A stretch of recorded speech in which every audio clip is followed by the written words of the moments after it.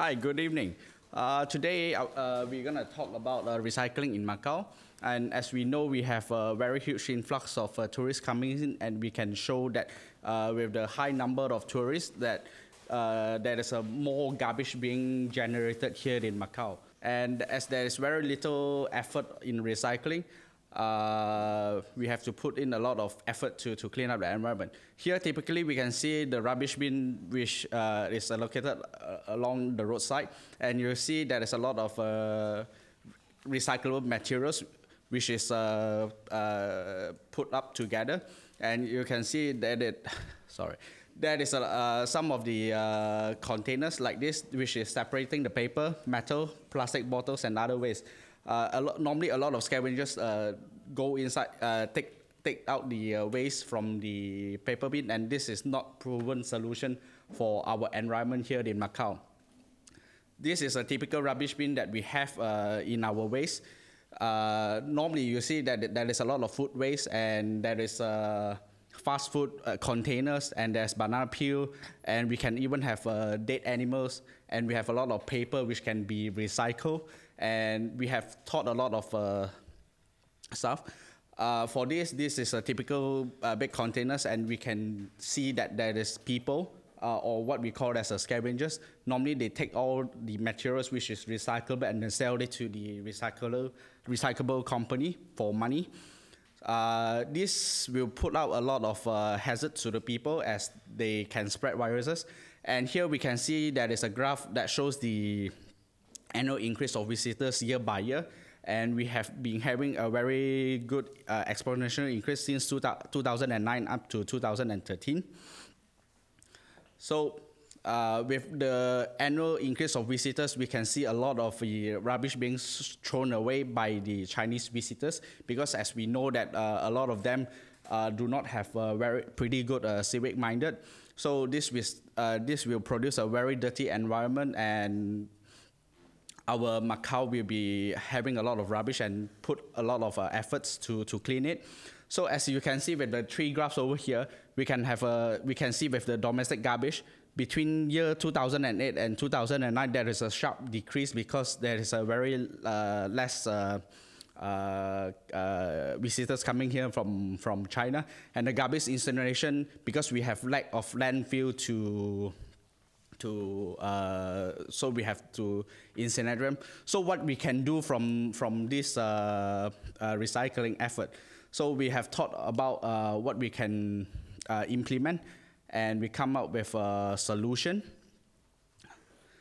So typically, normally we have to incentive people to recycle, and normally we have to separate all the rubbish together. As we can see plastics and also cans here in the typical rubbish bin, and it puts a lot of dedicated space. And okay. I know you're looking at the slot machine. What we intend to introduce is something like a slot machine. You go there, you put in a coin, and if you're lucky, you get a reward. But with what we are planning, the solution we have, you'll be lucky every time. It's not like the slot machine. Every time you go there, you put in a plastic bottle, you get a reward. And the reward can be in form of a voucher. It can be in form of a ticket for a subway or for a bus. And if you look closely at the picture, you'll see that IKEA actually installed one in their shop in Scotland. And this is just a voucher from Berlin. And it shows you that it's actually working in some places. And this is what the machine looks like. You go in there and you put the bottle. And this is a real stuff that happens around the world. It's not something we're just bringing up from our head. It's actually working, and it has been implemented in some cities around the world. I was in Berlin myself in 2010, and I happened to use this machine. And if you look closely, this is not Berlin, it's not Scotland, it's not anywhere in Europe, it's in China, in Beijing. It's already functional there. And this is a subway. You can see the boy putting in a bottle into the machine, and he's going to get eventually a ticket for subway. And you will ask, how many people will be willing to do this in Macau? If you look closely at the picture, you see these are women. It means just about anybody can do this. It can be you, it can be me, it can be your kids. But the issue is that this will be very interesting. People will want to do this because they're getting something in return. So it's like a recycle for reward. And if you look closely, you'll see a blue laser light. What this laser light does is that it scans the bottle. It knows, it picks up the code of the company. And at the end, it sorts this bottle out. So we don't have a problem of putting all the bottles together because the machine is going to do that for us. So this, if you look very well, the size is just almost the same size as the vending machine we have almost everywhere around Macau. So it means we can fit these vending machines just about anywhere. It can be at the ferry terminal, it can be at the Venetian, or just anywhere around Macau. And don't forget, we have LRT projects coming up. We can install them at the stations. So what would be the benefit for Macau? Most of these recyclable materials are either burnt and they destroy the environment. So if we do implement this project, this solution, it's going to reduce the air pollution that we have in Macau because some of these plastic bottles are going to be reused and not burnt.